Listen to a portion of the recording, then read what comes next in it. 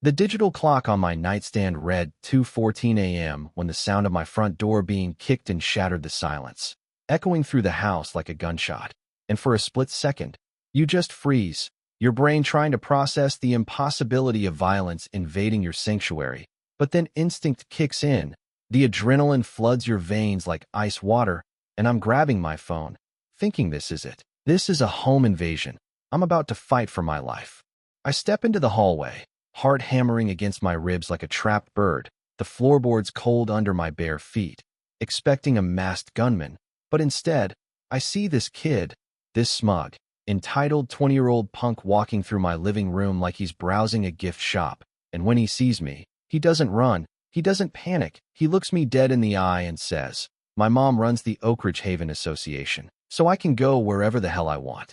Can you believe that? The sheer, unadulterated audacity to think that neighborhood politics gives you a free pass for a felony. But what Caleb Sterling and his tyrannical mother didn't realize was that they weren't just walking into a house. They were walking into a trap that I had been setting for weeks, and that sound, the click of handcuffs, was about to become the soundtrack to their destruction.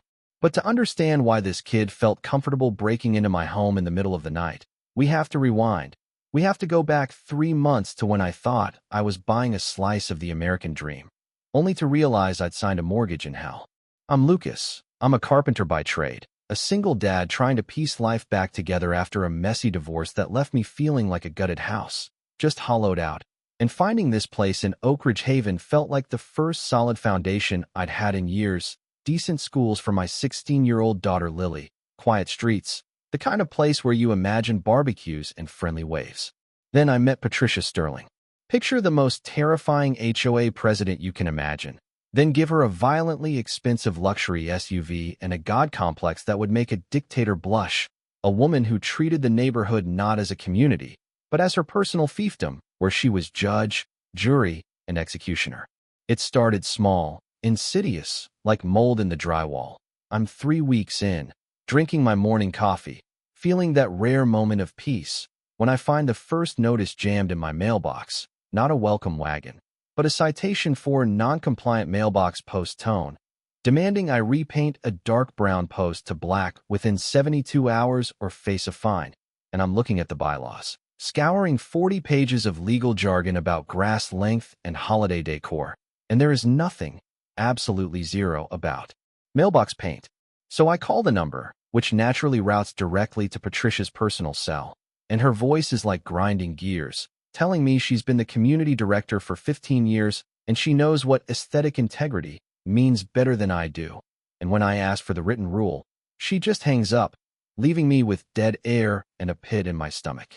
The harassment escalated with terrifying efficiency. The next day, it was a notice for excessive garden ornamentation because Lily had put out a single, small ceramic rabbit by the porch steps. Just one thing that made her smile in a year of tears.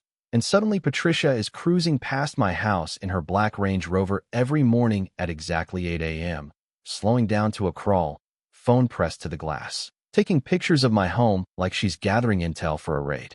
It wasn't just the fines. It was the psychological warfare, the feeling of constantly being watched in your own sanctuary, the way you'd flinch when a car door slammed outside, wondering if it was her coming to measure your grass with a ruler. My neighbor, a sweet elderly woman named Mrs. Higgins, pulled me aside one day while I was getting the mail, her hands shaking as she warned me, tears actually welling in her eyes as she recounted how Patricia had once forced her to dig up her prize-winning rose bushes in the pouring rain because they were an inch too close to the sidewalk, whispering that the last family in my house, a young couple with a newborn, were bullied so relentlessly over sprinkler schedules that they sold at a loss. Just to escape, because Patricia didn't just enforce rules, she weaponized them. But the real danger wasn't just Patricia. It was her son, Caleb, a college dropout living on mommy's dime. A kid who wore shoes that cost more than my truck payments and carried himself with the swagger of someone who has never been told no in his entire life. And he watched his mother's reign of terror like it was a masterclass, learning that in Oak Ridge Haven, the Sterlings were untouchable. The turning point, the moment things went from annoying to aggressive, happened on a Saturday morning when I opened my door to find Patricia holding a clipboard and a measuring tape, with Caleb looming behind her like a bad bodyguard. announcing a routine interior compliance inspection, claiming she needed to check my window treatments from the inside, a violation so flagrant it made my blood boil. I know my rights. I know that unless there's an emergency, an HOA has zero authority to enter private property. And when I told her to get off my porch, Caleb stepped up, sneering at me, making cracks about my blue-collar attitude, snapping photos of my license plate, telling me I had no idea who I was messing with, that his mom owned this town. And as I watched them retreat to their luxury car, I realized this wasn't about rules, it was about dominance. The retaliation was swift. City code enforcement showed up 2 days later because of an anonymous tip about unpermitted electrical work, forcing me to let an inspector tear apart my perfectly legal renovations, leaving holes in my drywall and dust everywhere. And even though I passed with flying colors, the inspector told me it was the third call that week, proving that someone was trying to bury me in bureaucracy. Then came the paper storm, violation notices arriving like clockwork every 48 hours, fines for unauthorized vehicle fluids, which was a rain puddle on my driveway, fines for auditory disturbance because I was using a drill at 2 p.m. on a Saturday, fines that were ramping up from $50 to hundreds, trying to bleed me dry financially while breaking me mentally. When I tried to appeal, I found out the system was rigged because Patricia had dissolved the board meetings months ago, claiming scheduling conflicts, effectively making herself the supreme leader with no oversight. But the darkest moment, the moment that turned this from a feud into a war, was when Caleb started creeping around my property at night. I'd catch glimpses of him in the shadows, shining a flashlight into my windows, testing the boundaries. And then the letter came, a notice of intent to lien, claiming I owed over $2,000 in administrative fees, and that if I didn't pay in 30 days, they would initiate foreclosure proceedings. They threatened my home, the only stability my daughter had, and something inside me snapped, shifting from defensive to predatory. Because you can insult my lawn, you can ticket my truck, but you do not threaten to put my child on the street. I reached out to a legal consultant I knew, a sharp-as-nails woman named Sarah, and we started digging, realizing that Patricia's power relied on isolation, on keeping the neighbors too scared to talk to each other. So we formed a resistance, a secret coalition meeting in my kitchen with Mrs. Higgins and a retired accountant down the street named Arthur, huddling over coffee like we were plotting a revolution. We started pulling public records, and what we found buried in the county clerk's archives was a smoking gun so hot it could burn the whole neighborhood down. Financial statements that showed the HOA was pulling in 6 figures a year, but the legitimate expenses were a fraction of that. Arthur ran the numbers, his fingers flying over his calculator, his face turning pale as he highlighted line after line of payments to a shell company called Sterling Community Solutions, payments for consulting, for landscape oversight, for administrative vision, vague terms that meant absolutely nothing. We traced the company address to a UPS store mailbox 2 towns over, realizing the consultants were just Patricia paying herself to terrorize us, totaling nearly $80,000 over 3 years, money that was being siphoned directly from our pockets into Patricia's bank account while she fined us for the color of our curtains.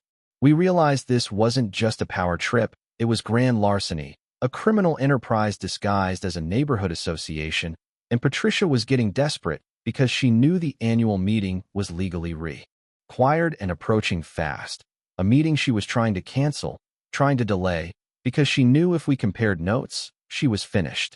The harassment turned physical.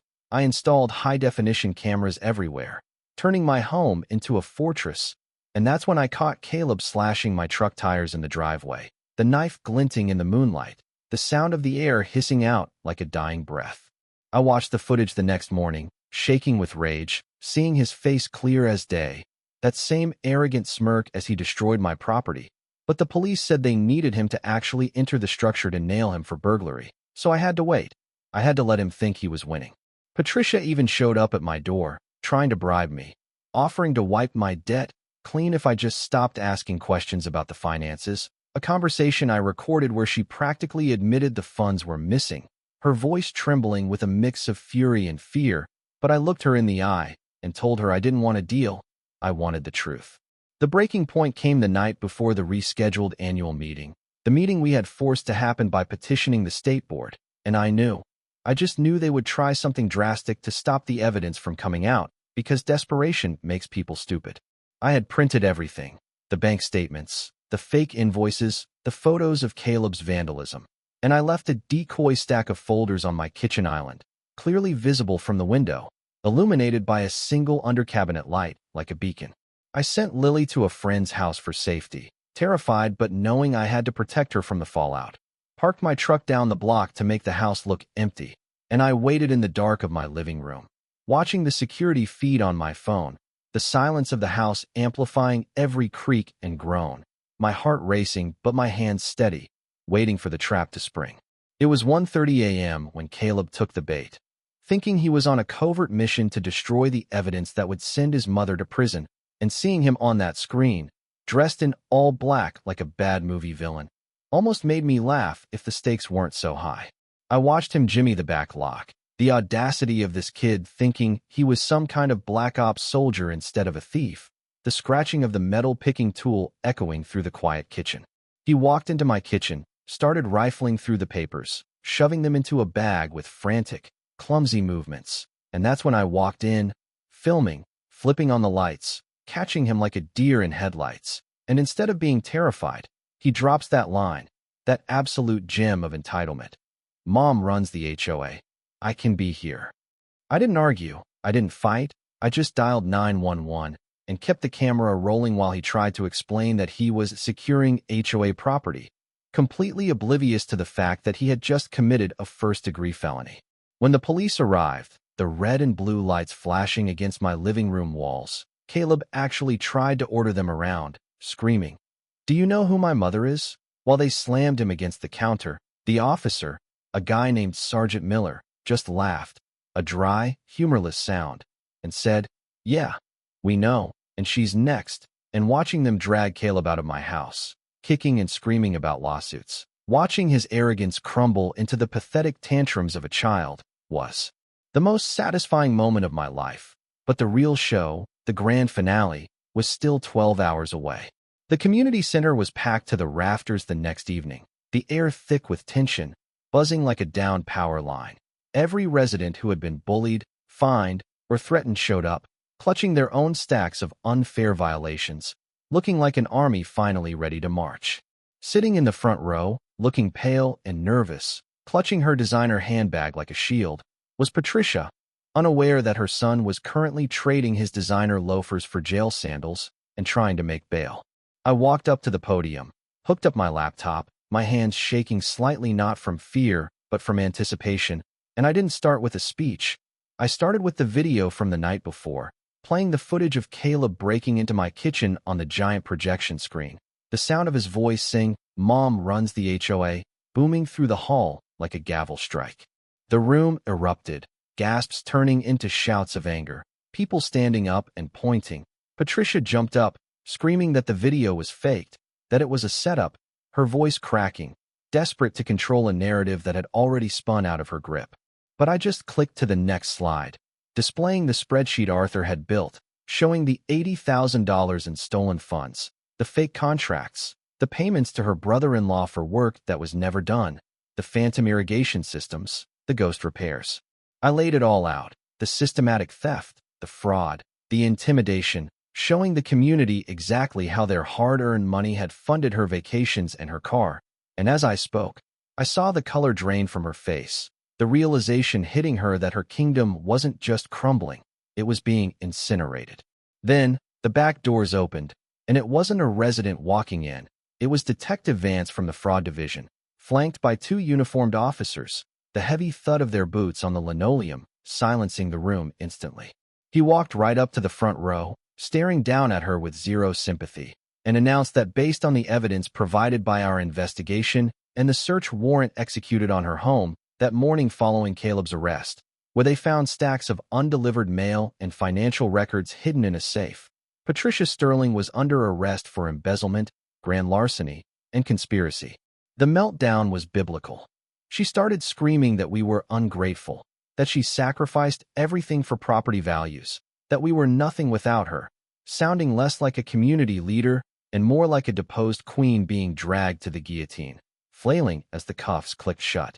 Watching her get cuffed in front of the entire neighborhood, Seeing the mask of superiority shatter into pure panic, seeing Mrs. Higgins in the back row actually cheering with tears running down her face, was a closure I can't even describe. It was justice in its rawest form. The aftermath was swift and brutal. Caleb got hit with burglary and destruction of property, sentenced to 18 months where he'd have to learn that the world doesn't care about his mother's title. And Patricia? 3 years in state prison, plus full restitution, forcing them to liquidate the SUV, the assets, everything they had bought with our money, stripping them down to nothing. 6 months later, Oak Ridge Haven is unrecognizable, not because the house has changed, but because the fear is gone. We have a new board, transparent financials, and we used the recovered funds to build a new park where the kids actually play now, filling the air with laughter instead of silence.